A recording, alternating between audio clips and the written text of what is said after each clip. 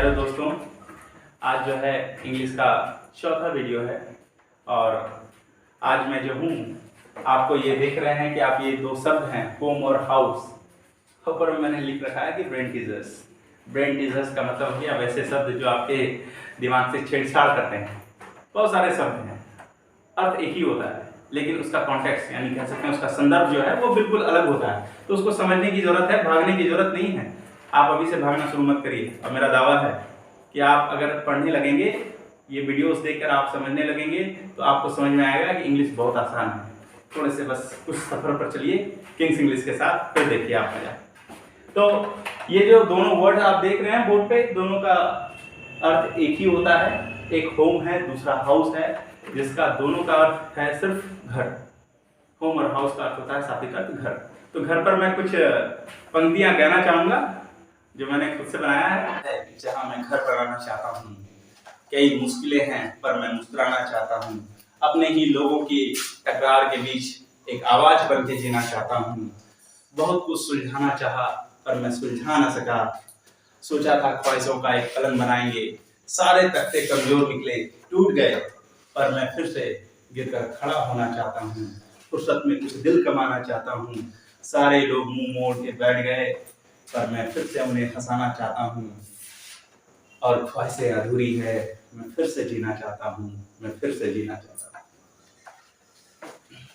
हूँ। तो यूजुअली जानिए बच्चों, बहुत ही आसान शब्दों में हम जानते हैं कि हाउस और होम में क्या अंतर है। बहुत ही आरामदायक, बहुत ही आराम से आप एकदम इसको समझ सकते हैं, जरा सा भी टेंशन नहीं होगा। बस थोड़ा सा समय दीजिए। बस देखिए, होम वर्ड जो है, होम वर्ड का अर्थ होता है घर। एक सामान्य सी बात में हम ये समझते हैं कि पूरी भारत को जो है हम बोलते हैं कि Bharat is my home. 12th के चैप्टर में आपका सेकंड चैप्टर है प्रोज सेक्शन में कि भारत इज माय होम, जो डॉक्टर जाकिर हुसैन के द्वारा लिखा गया है। तो आप समझ सकते हैं कि भारत इज माय होम लिखा गया, भारत इज माय हाउस क्यों नहीं लिखा गया। दोनों में अंतर यही है कि क्या होता है ना कि हाउस वैसे बिल्डिंग को कहते हैं जिसमें कम से कम एक छप्पर, एक खिड़की और एक दरवाजा होना चाहिए। वैसे घर को हम क्या बोलेंगे, हाउस बोलेंगे। लेकिन उस हाउस के अंतर्गत रहने वाले जो परिवार हैं, जो आपस में सामंजस्य बैठा के एक प्यार का जो माहौल पैदा करते हैं, जो आपसी सूझबूझ का, एक दूसरे को परस्पर हर मुसीबत में, हर स्थिति में जो मदद करने का जो एक भावना है रहता है हम लोगों के बीच, उसी भावना से उत्पन्न हुए उस लगाव को ही हम होम बोलते हैं। इसलिए जब आप किसी रिश्तेदार के यहाँ जाते हैं और शादी में या फिर किसी फंक्शन में आप जाते हैं तो आप ज़्यादा से ज़्यादा 2 या 3 दिन ठहरते हैं, उसके बाद आपको अनकंफर्टेबल लगने लगता है, आप अपने आप को जो है वहाँ बेहतर महसूस नहीं करते हैं। इसका मतलब ये आप ये कहते हैं इंग्लिश में कि I don't feel home at here, यानी क्या, मैं यहाँ घर जैसा महसूस नहीं कर रहा हूँ। तो घर जैसा महसूस नहीं कर रहा हूँ, इसमें ये आपकी भावना से जुड़ा हुआ है। होम शब्द जो है आपकी भावना से जुड़ा हुआ है कि आप वैसा अपने घर जैसा महसूस वहां नहीं कर रहे हैं। लेकिन हाउस क्या हुआ, आप उसको टच कर सकते हैं, फील कर सकते हैं। तो यही अर्थ समझने की बात है कि जब आप पूरे भारतवर्ष में कहीं भी जाते हैं, चाहे वो आप झारखंड जाएं, आप बिहार जाएं, या फिर आप उत्तर प्रदेश जाएं, या फिर अन्य किसी राज्य में जाएं, तो ये पूरे जो राज्य हैं भारत के अंतर्गत, ये सारे जगह पर, इन सारे जगहों पर जो है भारत की संस्कृति, भारत की वेशभूषा जैसे लोग या विचारधारा वाले लोग पाए जाते हैं। इसलिए आप बोलते हैं कि भारत इज माय होम, आप नहीं बोलते हैं कि भारत इज माय हाउस, क्योंकि आप यहाँ के किसी भी राज्य में चल जाएं, हमारे जैसे संस्कृति और सभ्यता और हमारे जैसे सोच वाले लोग पाए जाते हैं और हमें बड़ा अच्छा लगता है। तो अच्छा लगता है तो हम बोलते हैं कि भाई everything, Bharat is my home, everything is fine, I feel comfortable, I feel at home. इसका मतलब हुआ मैं घर जैसा महसूस करता हूँ।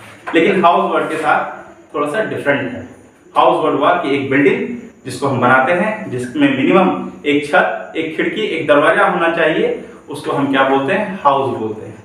या फिर एक ऐसा घर जिसके अंदर, जैसे आप देख सकते हैं यहाँ पे मैंने लिखा है, a building which is made for one family to live in, यानी कि ऐसा बिल्डिंग जो बना है किसके लिए, एक परिवार के लिए, उसके अंदर रहने के लिए। तो उस मकान में लोग रहते हैं और उस मकान के अंतर्गत जब परिवार के सारे लोग एक साथ मिलकर जो एक स्वच्छ और प्यारनुमा वातावरण बनाते हैं, उसी को हम बोलते हैं होम। तो हम बोलते हैं आई फील एट होम, यानी मैं घर जैसा महसूस करता हूँ। और दूसरा परिभाषा मैंने लिख के रखा है यहाँ पे, द प्लेस और सिचुएशन यानी जगह या परिस्थिति, इन विच, जिसमें यू फील कंफर्टेबल। कंफर्टेबल का मतलब क्या हुआ? आरामदायक। जिसमें आप जो है अपने आप को क्या फील करते हैं? आरामदायक महसूस करते हैं। तब आप कहते हैं कि भाई आई एम एट होम। मुझे लगता है कि आपको समझ में आ रहा होगा। बहुत ईजी है, बहुत ईजी है, बस समझने का फिर है, कोई टेंशन नहीं है।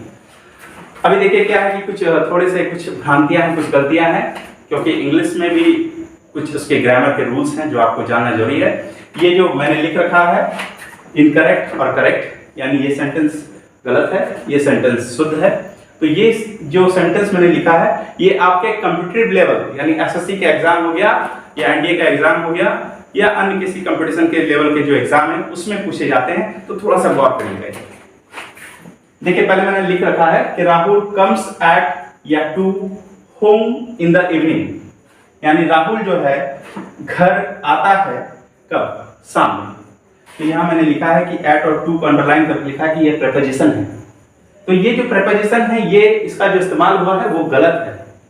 इसका शुद्ध सेंटेंस होना चाहिए Rahul comes home in the evening, क्योंकि होम शब्द के पहले जब भी, देख लीजिए यहाँ पे नोट में मैंने लिखा है कि जब भी गो, टेक, कम, अराइव, गो मतलब होता है जाना, टेक मतलब होता है लेना, कम मीन्स होता है आना और अराइव मतलब होता है पहुंचना। तो इन शब्दों के बाद जो है इटीसी के बाद यानी इत्यादि के बाद अगर होम शब्द आए तो इसके पहले नो प्रीपोजिशन यानी कोई भी प्रीपोजिशन का प्रयोग हम नहीं करेंगे। तो यहाँ पे आप देख लीजिए कम शब्द के बाद कौन आया था? होम आया था। तो सेंटेंस में आप देख सकते हैं कम शब्द के बाद कौन आया है? होम आया है। और इसके बीच में एट या टू क्या है? प्रीपोजिशन है, जो कि अशुद्ध है। ये सेंटेंस गलत है, इसलिए मैंने यहाँ पे एट और टू को क्या किया है? मैंने हटा दिया। तब ये सेंटेंस शुद्ध माना जाएगा। ठीक उसी प्रकार देख सकते हैं they go to home every Sunday, वे लोग जाते हैं कहाँ? घर, हर संडे। एवरी का मतलब क्या होता है? प्रत्येक संडे को यानी प्रत्येक रविवार को वे लोग कहाँ जाते हैं? घर जाते हैं। तो यहाँ पे आप देख सकते हैं गो शब्द के बाद कौन आया है? होम आया है और इसके बीच में टू है जो कि क्या है? प्रीपोजिशन है। ये भी सेंटेंस क्या है दोस्तों? गलत है, क्योंकि यहाँ मैंने लिख रखा है कि गो, टेक, कम, राइट, ईटीसी के बाद अगर होम शब्द आए तो इसके पहले नो प्रीपोजिशन यानी इसके बीच में कोई प्रीपोजिशन का इस्तेमाल नहीं होगा। सेंटेंस क्या शुद्ध हो जाएगा? दे गो होम एवरी संडे, वे लोग घर जाते हैं। देखते हैं गो के बाद फिर होम आया है, इसलिए इसके बीच कोई भी प्रीपोजिशन का इस्तेमाल आप नहीं करेंगे। ध्यान रखेंगे दोस्तों, ये कंपटीशन लेवल में पूछा गया है, आपको ध्यान रखना है। तीसरा देख सकते हैं वी अराइव्ड। अराइव्ड का मतलब होता है पहुंचना। तो वी अराइव्ड, हम लोग पहुंचे, एट होम, कहाँ? घर पहुंचे। फिर देखिए अराइव शब्द के बाद कौन आया है? होम आया है और इसके बीच में कौन है? एट प्रीपोजिशन है। तो ये सेंटेंस बताइए दोस्तों सही है या गलत? ये सेंटेंस गलत है। शुद्ध क्या होगा? अराइव और होम के बीच कोई भी प्रीपोजिशन का इस्तेमाल हम नहीं करेंगे। तो we arrived home early, early का मतलब होता है जल्द। हम लोग पहुंचे होम यानी घर, जल्द। आगे बात समझिए। तो नोट में दोस्तों यहाँ आप देख सकते हैं, नोट में मैंने नोट बना के लिख दिया है, इसको आप बस ध्यान रखिएगा, याद कर लीजिएगा, आपके लिए बहुत फायदेमंद है। ये कंपटीशन लेवल का है और हर कंपटीशन लेवल में ये आपको काम देगा। और हाउस में देख लीजिए, हाउस के साथ ऐसी कोई नियम लागू नहीं होती है। क्या देखिए राहुल गोज टू हाउस, गो के बाद क्या आया है? हाउस आया है। इसके बीच प्रीपोजिशन आ सकता है, इसमें कोई गलती नहीं है। यहाँ पे भी देख लीजिए they go to house every Sunday, वे लोग जाते हैं घर प्रत्येक रविवार। इसमें भी देख सकते हैं दोस्तों गो के बाद कौन आया है? टू आया है, लेकिन शब्द क्या है? हाउस है, तो इसमें कोई गलती नहीं है। हाउस के पहले अगर गो रहे, कम रहे, अराइव रहे तो उसके बीच में आप प्रीपोजिशन का इस्तेमाल कर सकते हैं, जो मैंने यहाँ सेंटेंस में किया है। यहाँ पे भी किया है और यहाँ पे भी किया है, उसमें कहीं दिक्कत नहीं है। लेकिन अगर होम शब्द के पहले आप करते हैं और होम शब्द के पहले फिर से मैं पुनः बोल दे रहा हूं कि गो, कम, अराइव और टेक, अगर ये शब्द आते हैं तो आपको प्रीपोजिशन का इस्तेमाल बिल्कुल भी नहीं करना है।